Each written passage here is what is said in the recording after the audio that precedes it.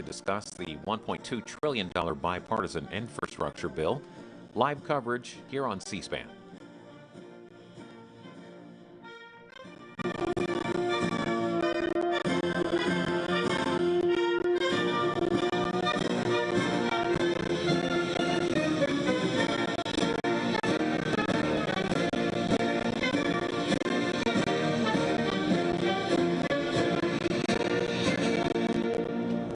Good afternoon. My name is Tony Rebel Sr. I've been a longshoreman at the Port of Baltimore since 1976 with the International Longshoremen's Association. My father is a retired longshoreman. I currently have two sons that are involved in and active in the membership. One is a crane operator, one is a lasher in a container gang over here at Seagirt Marine Terminal. The waterfront has benefited my family and many other hard-working families for centuries. The current ILA leadership, the union employers, local government, and continued investments toward infrastructure will ensure hard-working union members are enabled to continue to provide for their families and keep the hook moving. Let's keep the hook moving. Move forward. If you work on the waterfront, you know what keeping the hook moving means, so you'll understand greatly. The infrastructure investment will benefit the Port of Baltimore and future generations for many years to come. At this time, I would like to introduce our President of the United States, Joe Biden. Thank you, thank you, thank you. We have an expression, we used to have an expression when I served in the Senate, Senator Van Hollen.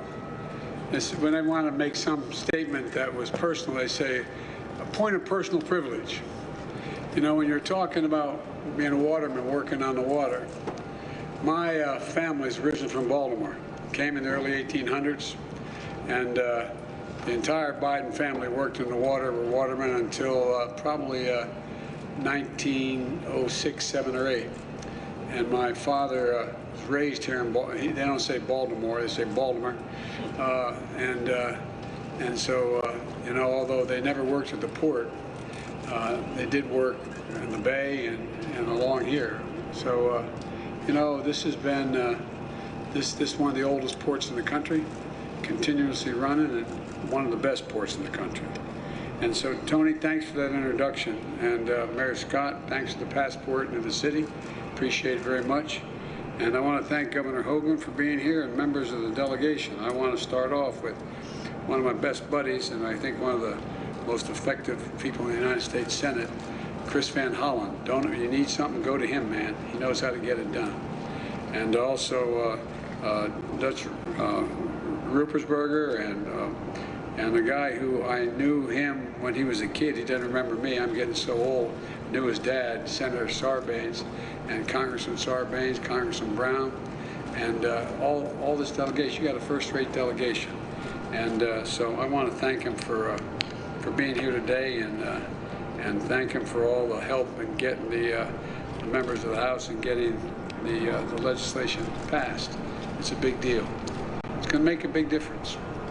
The reason I started calling this Build Back Better is we're the only country in the world, we underestimate ourselves. We're sort of down on ourselves the last 10 years or so. We're the only country in the world, as a matter of history, that every crisis we've faced, we've come out better on the other side. We not only beat it, not a joke, think about it. We've come out better than we were before we went into the crisis. And the economic and political, as well as health crisis we found with COVID, I was determined when we got elected, we got to build it back better than it was, because the world's changing so rapidly, man. We got to keep up. We're in competition to determine whether or not we can still remain the most powerful economic force in the world. And today I'm here to talk about one of the most pressing economic concerns of the American people, and it's real, and that is getting prices down, number one. Number two, making sure our stores are fully stocked. And number three, getting a lot of people back to work while tracking and tackling these two above challenges I mentioned. Today's economic report showing unemployment continued to fall. but consumer prices remain too high. Tell us, the American people, in the midst of this economic crisis, the recovery is showing strong results, but not to them. They're still looking out there. Everything from a gallon of gas to a loaf of bread costs more, and it's worrisome, even though wages are going up. We still face challenges, and we have to tackle them. We have to tackle them head on.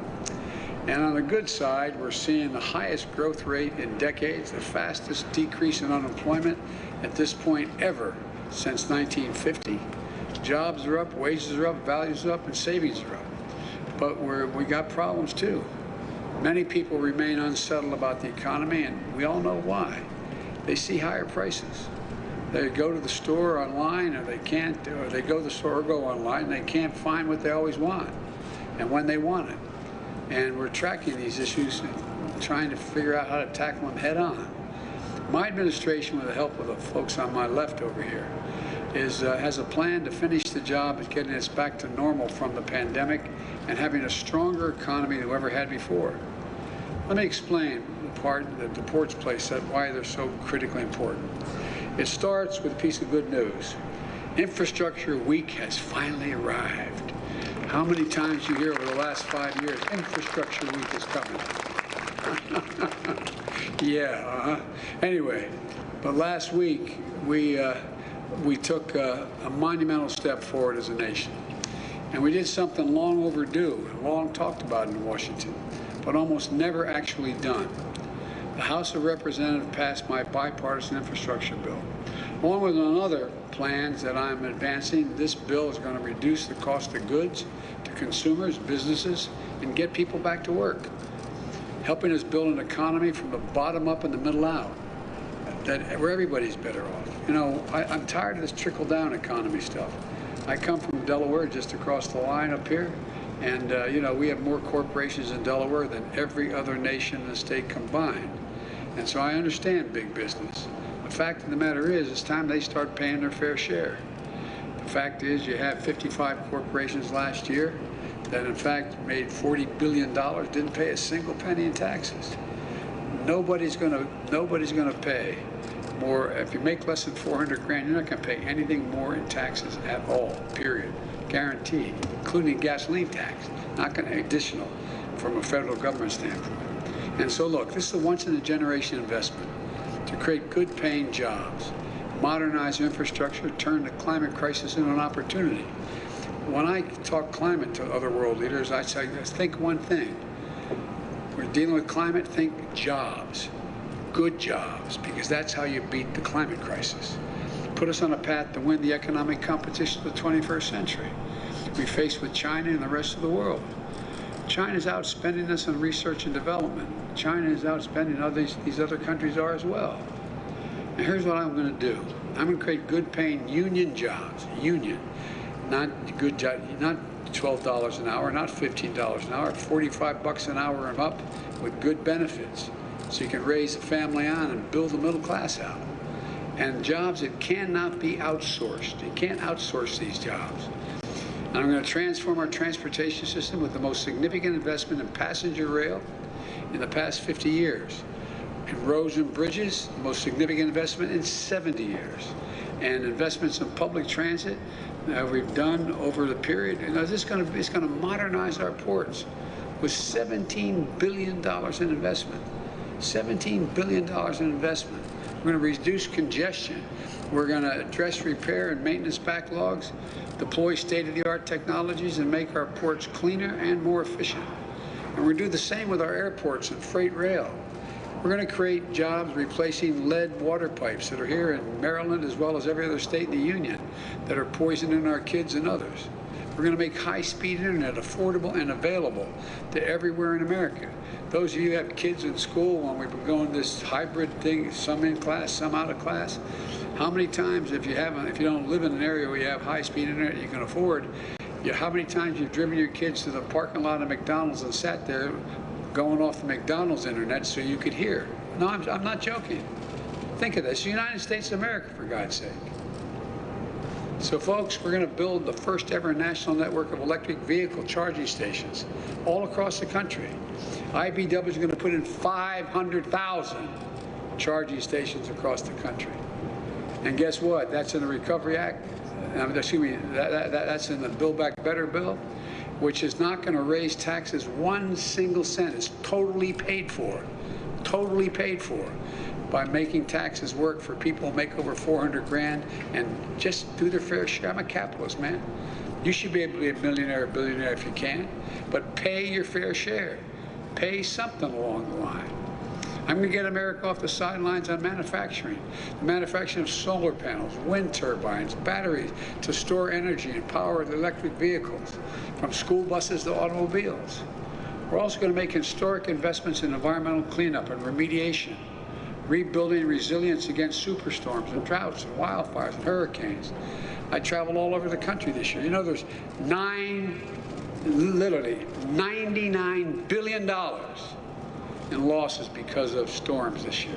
$99 billion. You ever think you'd hear somebody stand up and say the Colorado River is being drained?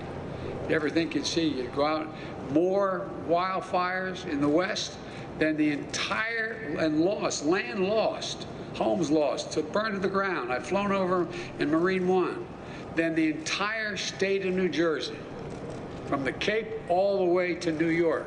That's how much we've lost in America. So far. And according to the economic experts, this bill is going to ease inflationary pressures, lowering the cost of working families. 17 Nobel laureates in economics wrote a letter to me about 10 days ago saying this is going to bring inflation down, not up. But best of all, the vast majority of these jobs we're going to create don't require a college degree.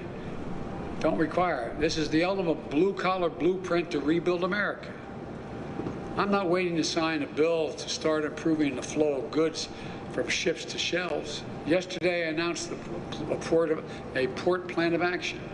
It lays out concrete steps for my administration to take over the next 3 months to invest in our ports and to relieve bottlenecks. This builds on the progress we've already made. Last month, I reached a deal with 2 of the largest ports in America, the Port of Los Angeles and Long Beach. And I met with you guys, with the longshoremen there, and we worked out a deal between the port owners and the longshoremen to move toward operating those 2 ports. Okay, 40% of everything in the Pacific comes through those 2 ports. And they're lined up, ships are lined up, 70-some lined up out as far as you can see. So they all agreed. They're going to go 24 hours a day, 7 days a week. It's already paying off. Last week, the number of container ships in the docks for more than 9 days fell by over 20%. And now we're announcing steps to improve ports in the East Coast, to provide support for the Port of Savannah, the 4th largest container port in the country, to help reduce congestion. With our help, they now have the funds they need to set up 5 new inland port sites in Georgia and North Carolina so goods can get closer to their final destination more quickly. And other ports across the country will have the resources they need to make these kinds of immediate investments as well. The challenge we need to meet here, and my plan is going to help address, has to do with the supply chain. You hear a lot about the supply chains in the news, but frankly, not a lot of people have a clear understanding, whether they have a PhD or they didn't go to school, about how a supply chain works. It says easy to talk about it, but what's the impact on the economy, let alone how to fix it? It's perfectly understandable because supply chains are incredibly complex. As long as goods and materials are getting where they need to go on time, there's usually no need to worry about the supply chains. But when global disruptions hit, like a pandemic, they can hit supply chains particularly hard. COVID-19 has stretched global supply chains like never before. And suddenly, when you go to order a pair of sneakers or a bicycle or Christmas presents for the family, you're met with higher prices and long delays, or they say they just don't have any at all. The reason for that last year has a lot to do with most companies how they make their products today. In simple terms, supply chain is just the journey that a product takes to get to your doorstep. Raw materials, plus labor, assembly, shipping, everything it takes to create the finished product. These supply chains are complex. Even products as simple as a pencil can't have to use the wood from Brazil, graphite from India, before it comes together at a factory in the United States to get a pencil. Sounds silly, but that's literally how it happens. So if all of a sudden you got COVID crisis in Brazil, you can't get the product maybe because the plant shuts down. That's what's happening. Products like smartphones often bring together parts from France, Italy, chips from the Netherlands, touchscreens from New York State, camera components from Japan, a supply chain that crosses dozens of countries. That's just the nature of a modern economy, the world economy. The global supply chains have helped dramatically bring down price we pay for things we buy. But they also made us much more reliant on what happens in other parts of the world. So if a factory in Malaysia shuts down due to a COVID outbreak, which they have, it causes a ripple effect that can slow down auto manufacturing in Detroit. Why? They can't get the computer chips they need. It's a climate disaster to close the port in China. It can delay shipment of furniture or clothing, reduce worldwide supply, and driving up prices here in America.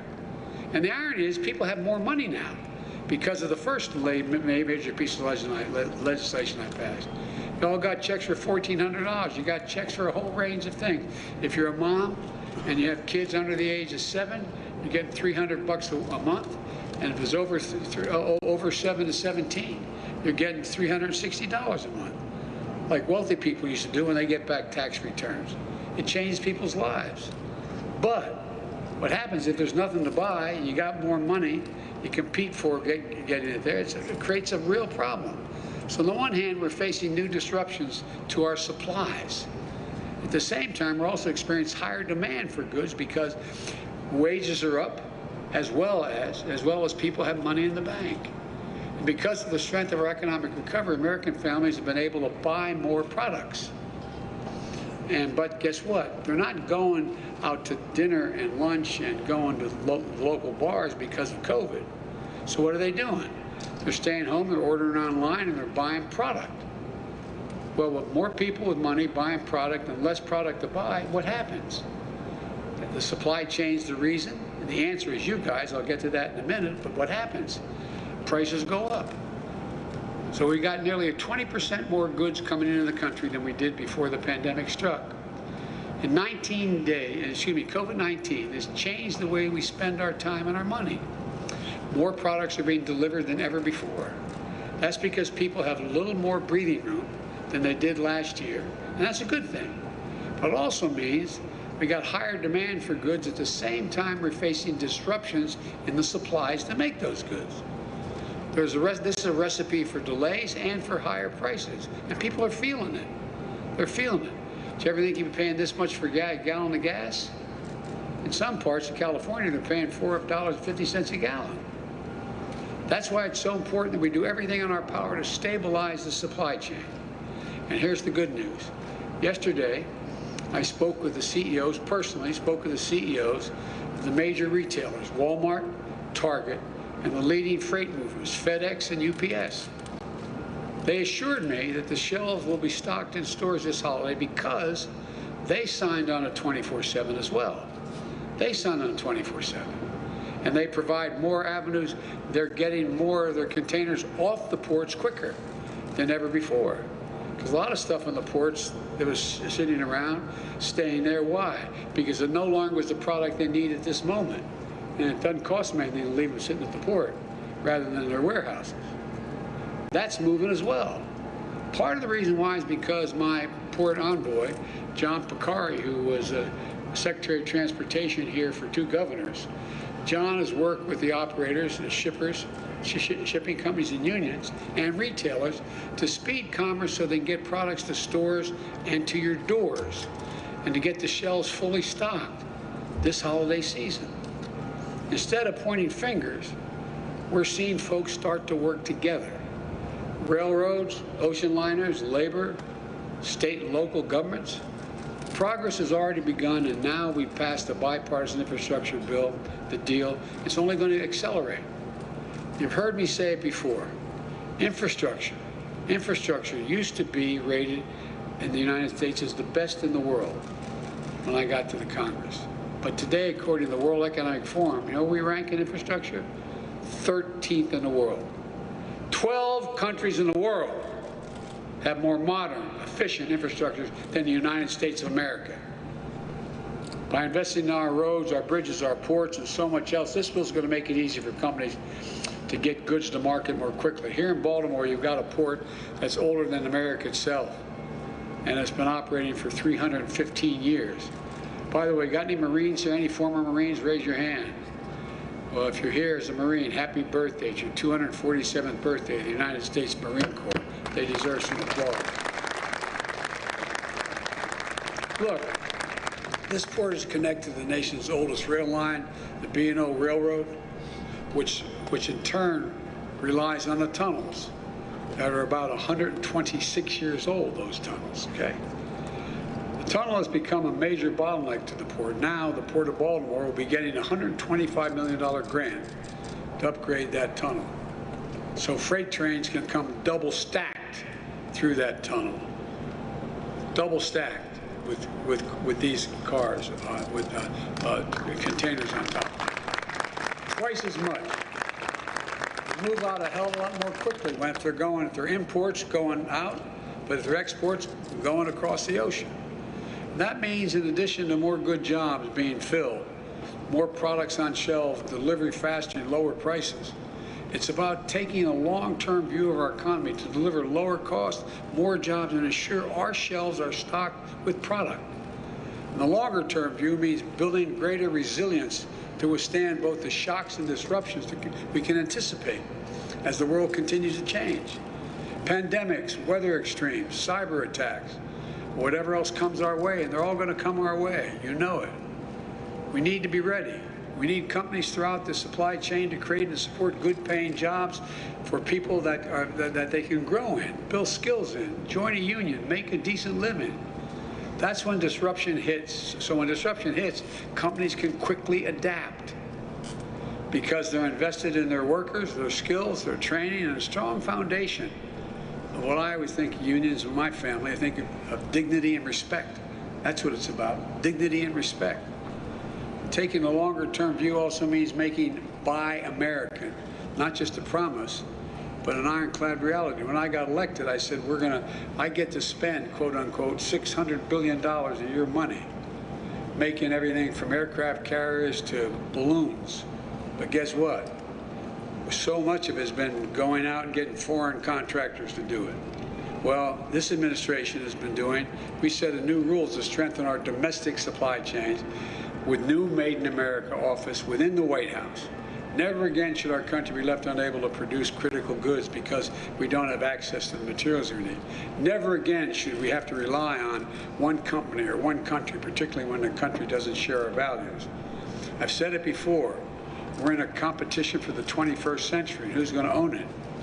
America still has the most productive workers in the world and the most innovative minds in the world. That's not hyperbole, that's a fact. But other countries are closing in. We risk losing our edge if we don't step up now. This bipartisan infrastructure bill is a major step forward. Represents the biggest investment in ports in American history. And for American families, it means products moving faster and less expensively from factory floor through the supply chain to your home. The bottom line is this. With the bill we passed last week and the steps we're taking to reduce bottlenecks at home and abroad, we're set to make significant progress. We're already in the midst of historic economic recovery. And thanks to those steps we're taking, very soon we're going to see the supply chain start catching up with demand. So, not only will we see more record-breaking job growth, we'll see lower prices, faster deliveries as well. This work is going to be critical as we implement the infrastructure bill and as we continue to build the economy from the bottom up and the middle out by passing the Build Back Better plan. We need to unlock the full might and dynamism of our economy, guys, and of our people. I really mean it. And with this plan, we've set in motion that's exactly what we're going to do. We're going to build a better America, not a joke. We're going to lead the world again, not a joke. We're going to be in a position where we'll once again own the 21st century. Because when we own it, everybody does better. Everybody, not only America, but around the world. Sorry it takes so long. The sun's down. You don't have any sweater on. You're going to freeze. I'm going to stop talking. Man with as little hair as mine just took his hat off. I put it back on. You're going to get cold if I don't get stuff down. But look, all kidding aside, I want to particularly thank the longshoremen. You guys, as an old expression up in Claymont, Delaware, I was from, you all brung me to the dance, man. You've stuck with me from the first time I ran. And you've stepped up every time you've been asked. Every time you've been asked. And I want to personally thank you while I'm standing in front of you. God bless you all, and God bless all the workers to keep our economy going. And may God protect our troops. Thank you so very much. Thank you.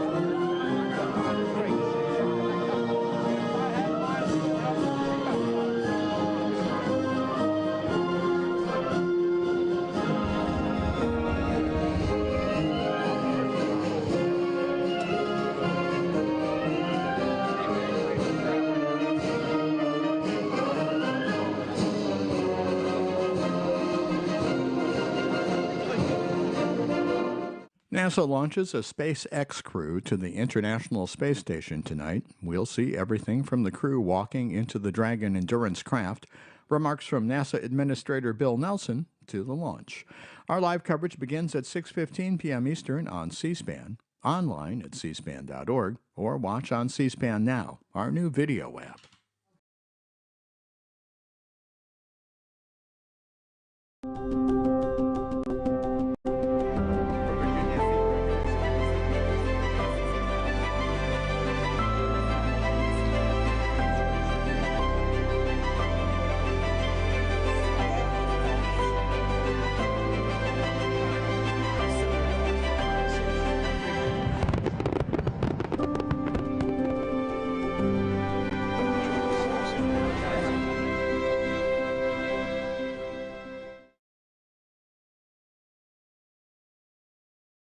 Up next, the White House COVID-19 response team gives an update on vaccinating adults and young children to combat the virus.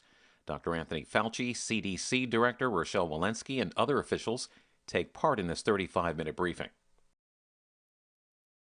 And thanks for joining us. Today, I'll begin with a progress report. Then I'll turn to the doctors. We're making important progress in our fight against the virus across three fronts: vaccinations, testing, and ensuring our response is equitable and reaches the hardest hit communities and those most at risk.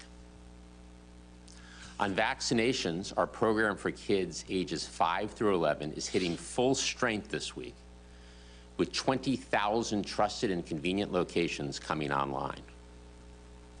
This includes pediatricians and family doctors' offices, pharmacies, children's hospitals, community health centers, rural health clinics, and school-based clinics.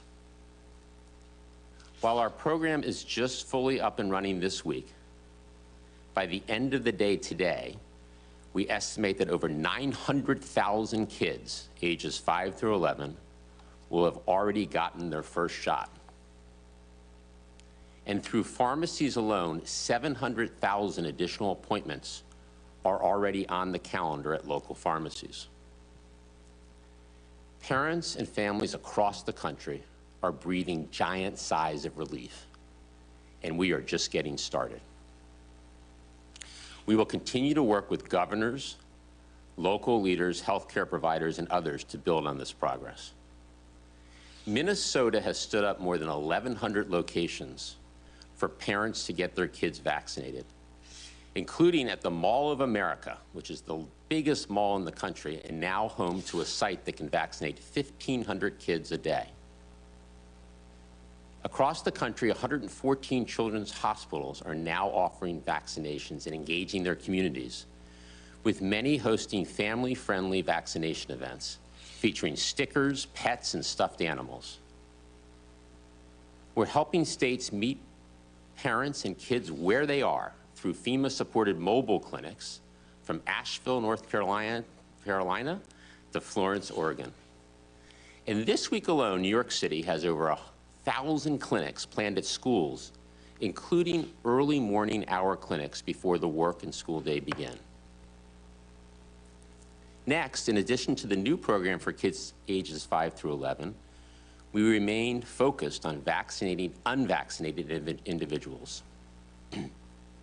Looking at the last 7 days alone, we're averaging about 300,000 first shots per day. That's the highest 7-day total in almost a month. The simple truth is that vaccination requirements are working. In fact, vaccination requirements have helped reduce the number of unvaccinated Americans ages 12 and older by almost 40%, from about 100 million in late July to under 60 million now. Vaccination requirements get more people vaccinated, strengthen our economy, and help continue us on our path out of the pandemic. Next, on booster shots, which add an important layer of protection. In total, over 25 million Americans have now rolled up their sleeve to get the enhanced protection of a Pfizer, Moderna, or J&J boost. So our boosters program is running strong. Stepping back across the past week, we've administered over 9 million total shots in arms. 9 million shots in arms. That's the highest one-week total since before the summer 5 months ago. It's clear that our efforts to help parents get their kids vaccinated, to vaccinate the unvaccinated, and to get boosters to eligible Americans are driving significant progress in our battle against the pandemic. Next, on testing. Today, we're taking another step to expand access to rapid diagnostic tests administered at doctors' offices, hospitals, and other healthcare settings. HHS is investing $650 million from the American Rescue Plan to provide manufacturers of point-of-care diagnostic tests advanced purchase commitments so that these manufacturers can scale up their production. Today's action builds on our $3 billion investment to increase the production of at-home tests, 4 new over-the-counter at-home tests authorized by the FDA since the start of October, as well as other actions by the FDA and NIH that will increase testing options and decrease prices for consumers. The bottom line, we've made significant progress on increasing overall testing capacity since late summer, including by quadrupling the available supply of at-home tests to over 200 million per month, starting next month. Last, on ensuring our response is equitable and reaches the hardest hit communities and those most at risk. On his first full day in office, the President took historic steps to center our COVID-19 response around equity, and he established the COVID-19 Health Equity Task Force. The President's leadership and our intentional, constant focus on equity has produced significant results. We've effectively closed gaps in adult vaccination rates by race and ethnicity. The most recent Kaiser Family Foundation survey showed that 73% of Black adults, 72% of white adults, and 70% of Hispanic adults had gotten at least their first shot by mid-October. We know we have more work to do, but this is significant progress we can build on. Earlier this morning, I received the final report from the COVID-19 Health Equity Task Force, which will help us do just that. The report includes recommendations on how we can continue mitigating health inequities caused by COVID-19 and further advance equity in our response. I want to thank the whole task force for their thoughtfulness and expertise in the development of this invaluable report. And I especially want to thank Dr. Nunez-Smith for her outstanding leadership. With that, let me turn it over to Dr. Nunez-Smith. Thank you so much, Jeff. And good morning to everyone. Really a pleasure to be with you. As Jeff just noted, equity has been at the center of President Biden's COVID-19 response from day one.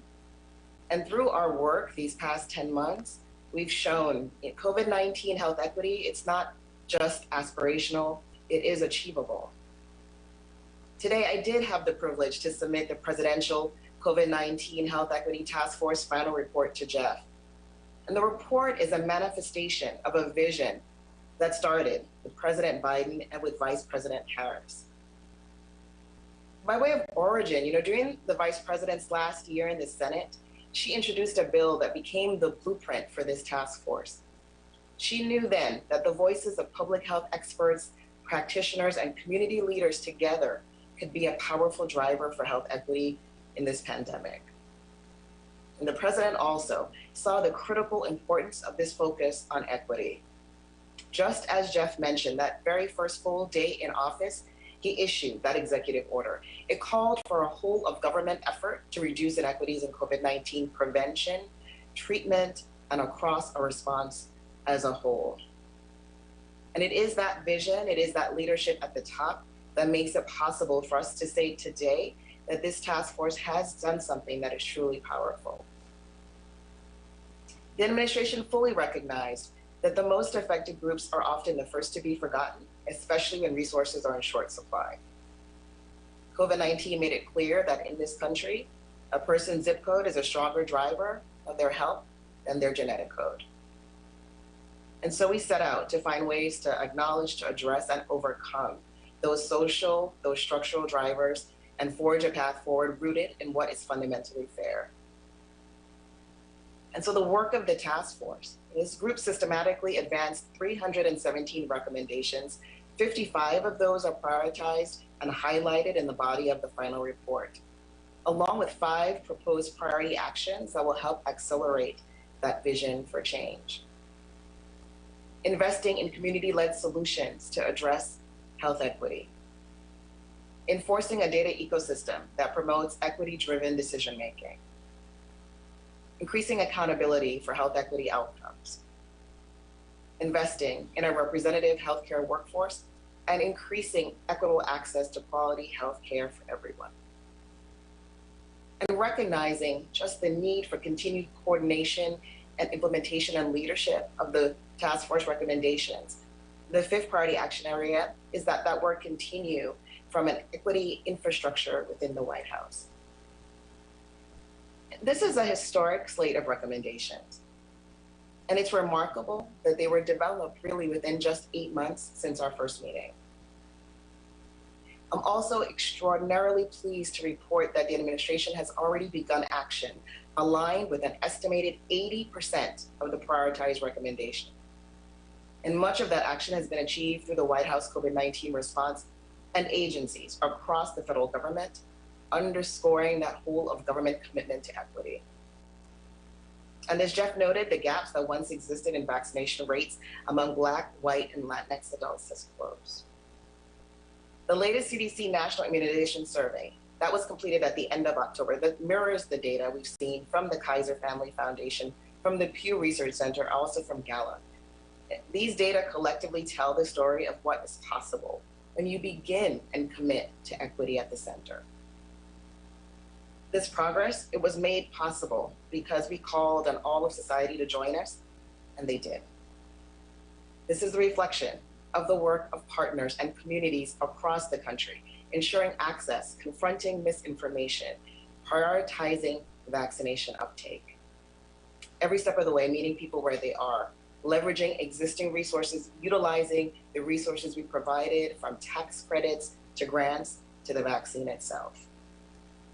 And so to push us further, I'm pleased to announce today that the U.S. Department of Health and Human Services will invest $785 million in American Rescue Plan funding. Those funds will support community-based organizations that are continuing to build vaccine confidence across communities of color, rural areas, and low-income populations. Those funds will support tribal communities leading the way in mitigating the spread of the virus. We'll also protect individuals with disabilities from infection and the ramifications of the pandemic. And will allow us to continue our mission to build a more diverse and sustainable public health workforce, including by establishing a new, innovative apprenticeship program to train thousands of our COVID-19 community health workers and prepare them for high-skilled, long-term careers in public health. Today's funding announcements are directly responsive to the task force's recommendations. And they also build on the historic investments we've already awarded for equity-focused programs and initiatives over the past 10 months. Advancing equity requires full participation by each one of us. And I too want to extend my deep appreciation to the remarkable task force members. That includes the 12 members appointed by the president for the contributions they made to their communities, as well as the 8 federal ex officio members designated to represent their agencies across the federal government.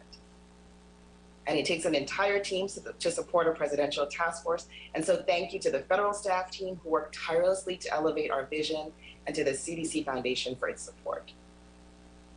And lastly, I want to extend my heartfelt appreciation to the more than 100 subject matter experts who joined us, the countless number of stakeholders who provided public comment, attended listening sessions, and briefed us. We could not have walked this journey without you. Achieving health equity, it is mission critical for the Biden-Harris administration, and not simply because it's the right thing to do. There is absolutely no way forward. There's no credible path to a new normal without it. Our nation has begun the hard work to recalibrate. We must stay the course. We must accelerate the health equity journey.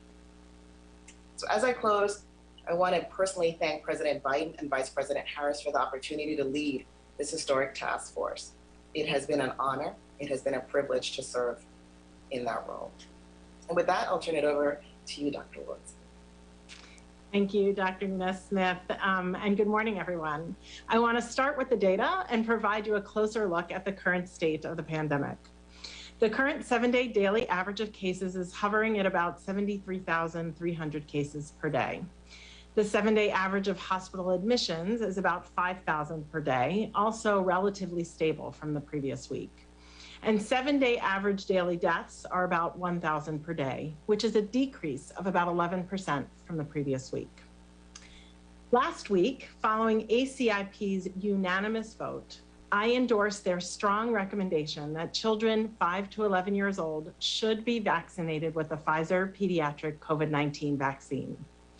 This committee is comprised of medical and public health experts from across the country, including pediatricians, professors, researchers, and chief medical officers. As experts in their respective fields, they have collectively provided scientific guidance and trusted counsel throughout this pandemic. The committee members are also parents and grandparents who, after their vote, powerfully shared their personal excitement to vaccinate their own children and grandchildren, offering protection to those they love most. The voting members of the committee and I agree that the available safety, immunogenicity, and efficacy data support getting our children vaccinated. This recommendation was further recognized and supported by the American Academy of Pediatrics and the American Medical Association. Over the past week, I've been so encouraged by the stories and precious photos I have received personally and seen in the media of children getting vaccinated. I'm hearing from parents who are breathing a sigh of relief that their younger children, ages 5 and up, are now able to be protected against COVID-19. And I am seeing the joy in children who are excited to get vaccinated as a critical next step in getting their life back to normal. Still, I hear questions from some parents. Is the vaccine safe? What are the risks of COVID-19? Should I vaccinate my own child? Today, I want to answer some of those questions for you. On this slide, we have a list of several vaccine-preventable illnesses in children. CDC currently recommends vaccinating children against hepatitis A, meningococcus, and varicella, the virus that causes chickenpox. These decisions were made because of the risk of these infections to our children. In fact, as you can see here, in the years prior to the recommendation for hepatitis A, meningococcus, and varicella vaccination, the average annual reported deaths from these infections were 3, 8, and 16, respectively. All of those numbers are far lower than 66. The number of deaths we have seen from COVID-19 in children 5 to 11 over the past year. What is clear is that COVID-19 poses a significant risk to our children, with more than 2 million cases reported in children 5 to 11 since the start of the pandemic, and 66 deaths over the past year, as well as the risk of additional complications like MIS-C and long COVID. While children remain more resilient than adults to this virus, they still remain at risk, and with the help of vaccines, we can prevent COVID-19 and many other diseases that were once fatal. COVID-19 vaccines for children have the potential to protect more than just our children's physical health. We have seen the ways this pandemic has threatened the social and emotional well-being of our children.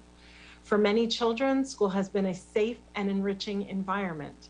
For this past year and a half, many children have felt the effects of school closures, outbreaks among students and school staff, and ultimately changes in their normal school environment due to COVID-19. At the beginning of the school year, I made it clear that it was our goal to return to in-person learning. With our prevention strategies in place and with vaccines now available, together, we can help protect our children and keep them in school for in-person learning. Pediatric vaccination holds the promise of protection for our children, their families, and our communities. And to the 60 million Americans ages 12 and older who are not yet vaccinated, and to the 28 million children 5 to 11 who are now eligible, I strongly encourage you to roll up your sleeves and get vaccinated today. Thank you. I'll now turn things over to Dr. Fauci. Thank you very much, Dr. Walensky. What I'd like to do for the next couple of minutes in the context of a recent announcement from the Pfizer company about an antiviral drug is to put this into some perspective and just briefly outline for you where we are in our advances in our strategy in the development of antiviral therapy for COVID-19. Next slide. The underlying strategy is to identify vulnerable targets in what we call the replication cycle of the virus, and then to either screen, but importantly, to design drugs to inhibit those vulnerable targets. Next slide. This is a slide that looks somewhat complicated, but it really simply tells us the big circle is the cell in the body, such as the cell in your upper airway, nasopharynx, and lung. And at each point, you see the smaller circle is the virus. There are processes within the replication cycle that are vulnerable to inhibitors, such as those highlighted in yellow: protease inhibitor, polymerase inhibitor, entry inhibitor. Let's take a look at one of these. Next slide. And that is the polymerase inhibitors. As we all know, just a little while ago, next slide, the Merck company together with Ridgeback showed clinical data that they announced of a very impressive placebo-controlled trial of around 1,500 people in which the DSMB stopped the study after 775 people because the endpoint of preventing hospitalization or death was met, in which there was a 50% decrease in hospitalizations or death in the treatment versus the placebo arm, with 8 deaths in the placebo and no deaths in the treatment arm. Of note, the federal government, particularly the NIH and the Defense Threat Reduction Agency, did the basic research funding in academic institutions like the University of North Carolina and Vanderbilt and the University of Alabama at Birmingham to do the research that led to the companies doing an extraordinary job in developing these antiviral therapeutics. Next slide. And now most recently, we hear of the development of a protease inhibitor. Next slide. And that is the Paxlovid, or the protease inhibitor from Pfizer company. And again, as you know, just a few days ago, the results of a placebo-controlled trial of around 3,000 people was done, and a very, very impressive 89% reduction in hospitalizations or death was seen in the treatment arm compared to the placebo arm, with 10 deaths in the placebo arm and no deaths in the treatment arm. This is an orally administered antiviral similar to the molnupiravir, which when given within 3 to 5 days of the initiation and recognition of symptoms has this important clinical effect. Again, next slide. The US government did play a role in the development. For example, early consultations with Pfizer referring to researchers providing screening methodology, in vitro testing, and the NIH-led Accelerating COVID-19 Therapeutic Intervention, or ACTIVE team, generated the clinical trial protocol.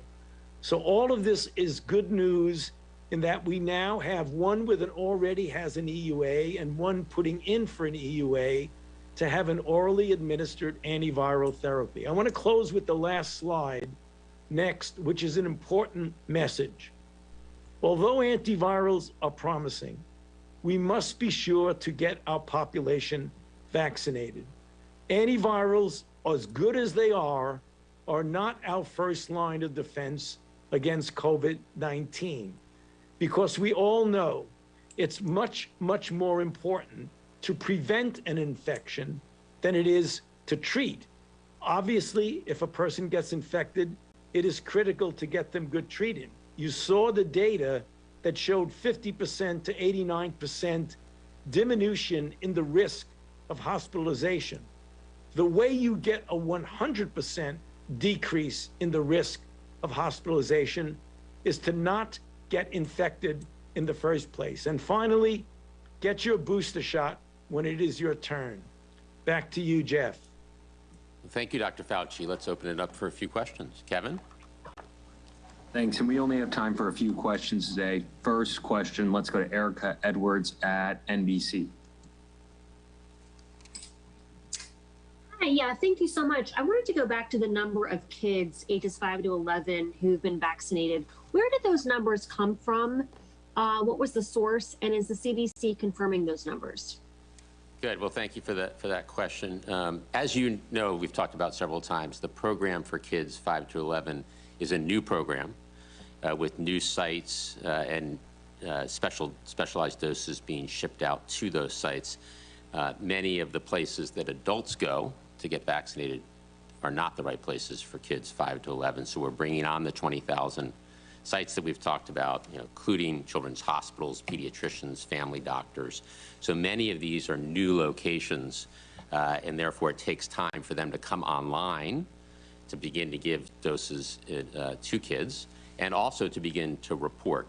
So to estimate how many 5 to 11-year-olds have received a first shot, we collected data directly from vaccine partners, including the pharmacies and state and local and health officials. We ran an analysis of those numbers, including numbers that states are beginning to share publicly. So some states do have on their websites the public information. And based on the analysis and based on the gathering of all these data points, we estimate conservatively that at least 900,000 children aged 5 to 11 have received at least their first dose. Our goal clearly is to vaccinate as many kids as possible. This is the very beginning of the program. The program is just getting up to full strength, as we've talked about this week. So we expect more and more kids to get vaccinated across time, and 900,000 shots in arms by the end of the day is a good start. Next question, please. Go to Zeke Miller, AP. Thanks for doing this. Also on kid vaccinations, I was hoping you can speak to the expected pace. What is the capacity right now for how many shots you can inject into the arms of those 5 to 11-year-olds? And do you expect that 900,000 in a week pace to accelerate, or is that what we should be expecting from here through to that population of 28 million is vaccinated? So Zeke, I would not think of 900,000 as the pace for a week, because it's really just the last couple of days where the doses have arrived and the 20,000 sites have stood up. So I think it's a pace that is much more than 900,000 on a weekly basis.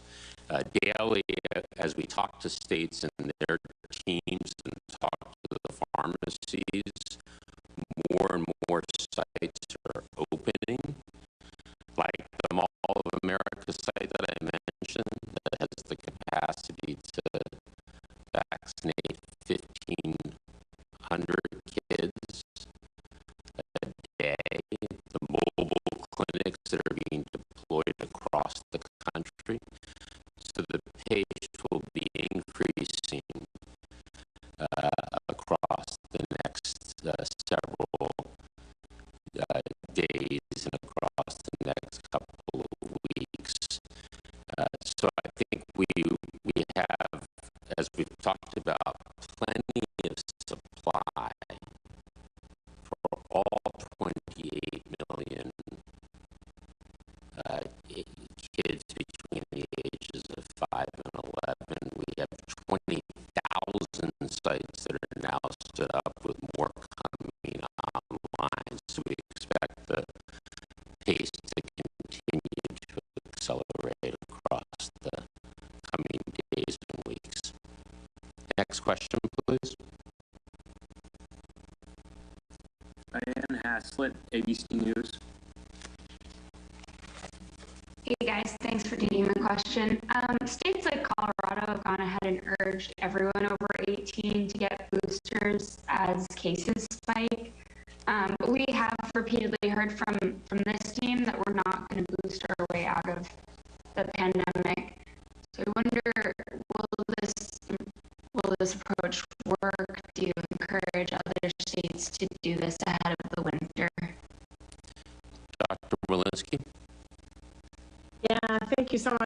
question, Diane. First and foremost, we want to get everybody who's eligible to be vaccinated, who has not yet been vaccinated, to get vaccinated. That I think is the most important in terms of preventing hospitalizations and death and infection in and of itself. For those who are eligible for a boost now, we would absolutely encourage that they get boosted. Those over the age of 65, certainly those with comorbid conditions, and then people who work and live in high-risk settings.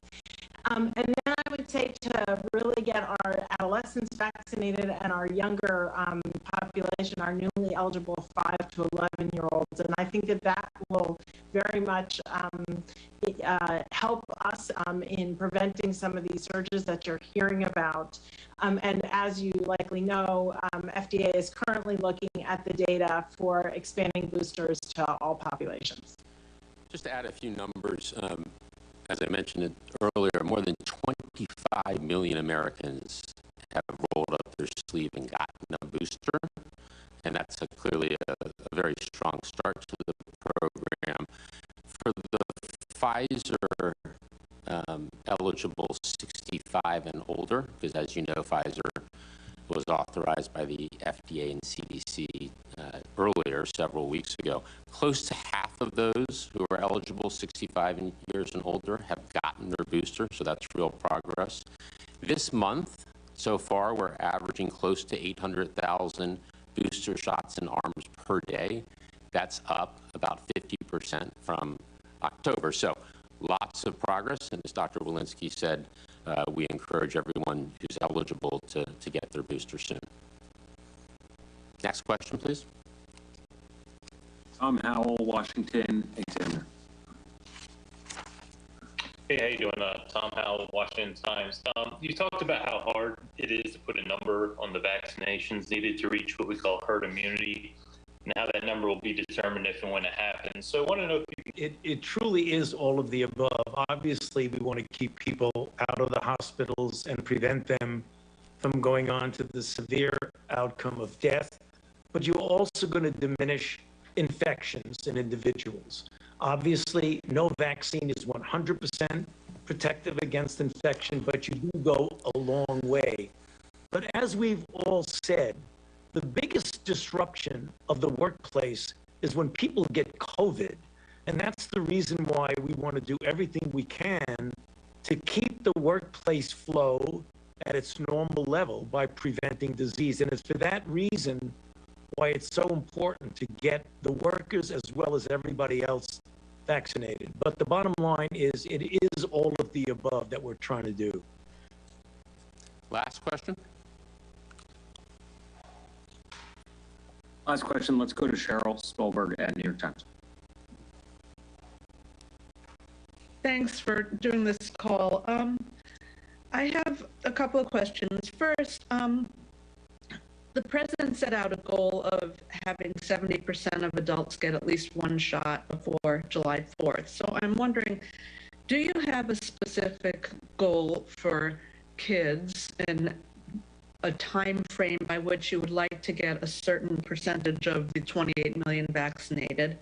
And also, when will the CDC have actual numbers to report? That's one question. And then separately, we haven't heard that much about variants, and I'm just wondering what variants are on the horizon or what concerns you going into the winter. Why don't we start, Dr. Fauci, with the variant question, and we'll come back to the kids. Well, Cheryl, right now, the Delta variant still overwhelmingly dominates the isolates in our country with greater than 99% of them. We always keep our eye out for any variant that's out there to determine whether or not it is overtaking in prevalence or not. And when we do get a new variant, we always do studies to see whether or not they evade or not monoclonal antibodies or convalescent plasma or the antibodies that are induced by vaccines. But right now, our problem is the Delta variant, without a doubt, as well as the fact that we are very alert in looking out for the emergence of other variants. On kids, I want to emphasize again that we have plenty of supply for all 28 million kids ages 5 to 11. Now we are with 20,000 sites, trusted sites that parents and kids are used to going to and feel comfortable. There's lots of locations, and appointments can be scheduled at many of these locations. Also, locations are open for walk-up in many locations. So I think we are set up to continue to vaccinate more and more kids ages 5 to 11. We're off to a very strong start with 900,000 kids already having received their first shot, 700,000 appointments already scheduled at local pharmacies alone.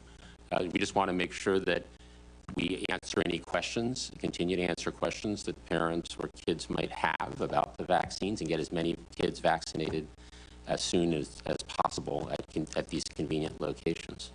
Dr. Walensky, on the data question. Yeah, I don't have much to add there. As you noted, with new places coming online, there is a bit of a data delay in terms of getting those data to us, and we're working actively with the states to have those come in, and with our pharmacy partners and with our pediatric and children's hospital partners. I want to thank everybody for today's briefing and look forward to the next one. Thank you. NASA launches a SpaceX crew to the International Space Station tonight. We'll see everything from the crew walking into the Dragon endurance craft, remarks from NASA Administrator Bill Nelson, to the launch. Our live coverage begins at 6:15 p.m. Eastern on C-SPAN, online at cspan.org, or watch on C-SPAN Now, our new video app.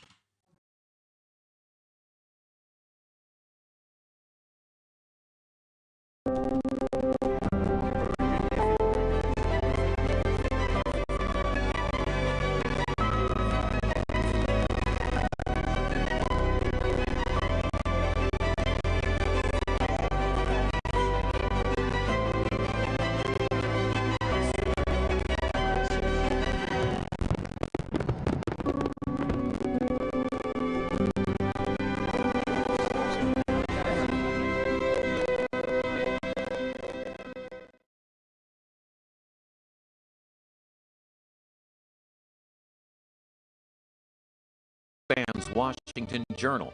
Every day we take your calls live on the air on the news of the day, and we discuss policy issues that impact you.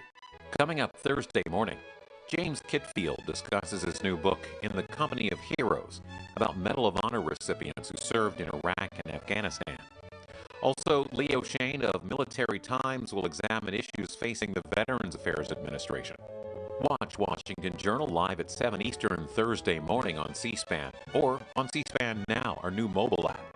Join the discussion with your phone calls, Facebook comments, texts, and tweets.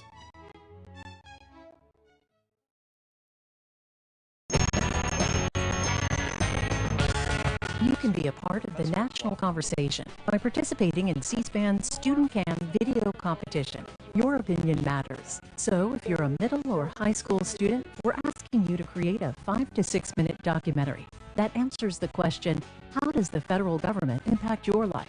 Your documentary must show supporting and opposing points of view on a federal policy or program that affects you or your community using C-SPAN video clips, which are easy to find and access at cspan.org. C-SPAN Student Camp Competition awards $100,000 in total cash prizes, and you have a shot at winning the grand prize of $5,000. Entries must be received before January 20th, 2022. For competition rules, tips, or just how to get started, visit our website at studentcam.org.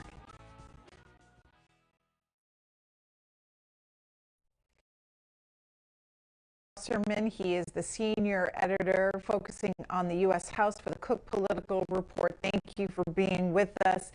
I just want to begin with the latest of how the odds are looking for the parties heading into 2022. From your analysis, there are 68 vulnerable seats for Democrats in the House and 30 vulnerable seats for Republicans and 4 toss-up races. How's it looking, David Wasserman? What's the lay of the land? Well, Republicans are the clear favorites for House control in 2022. Look, there are going to be fewer competitive races than that by the time redistricting is done. Redistricting is the single biggest factor that will predetermine a lot of House race outcomes because the parties who control the line drawing process in most states, and I'm sure we'll get into this, have an incentive to maximize the number of safe seats for their own side and minimize the number for the other side. But if you look at the results that we saw in New Jersey and Virginia, it was a big night for Republicans, obviously. But what should really scare Democrats is two things. First of all, the consistency of the pro-Republican trend that we saw between 2020 and 2021 in Virginia, where Glenn Youngkin, the Republican, won by 2.5 points. That was a 12.5-point swing from Biden's 10-point victory in Virginia in 2020.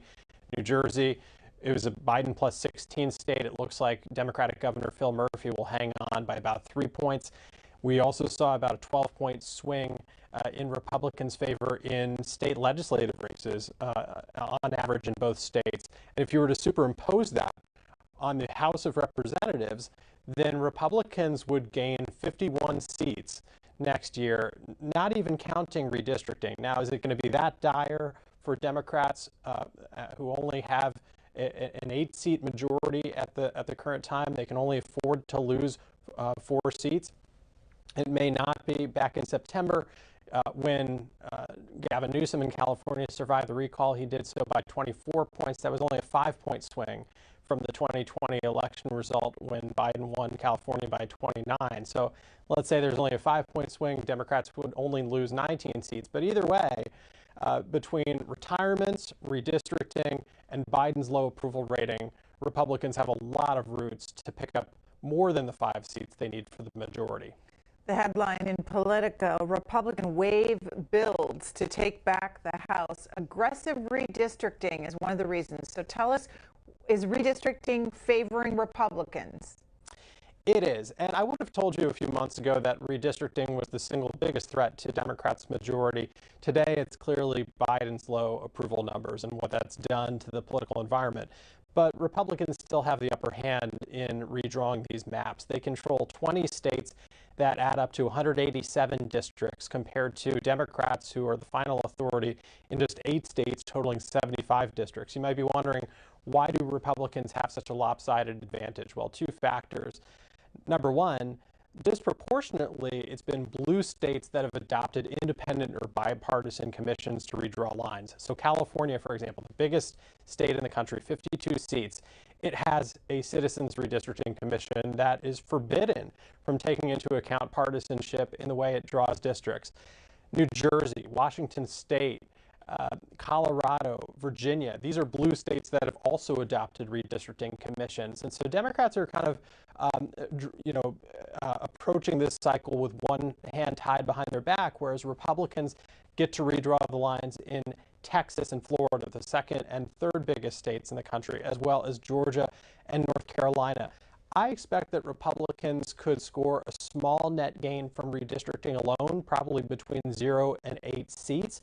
The bigger impact from it, though, will be that a lot of very marginal Republican districts will get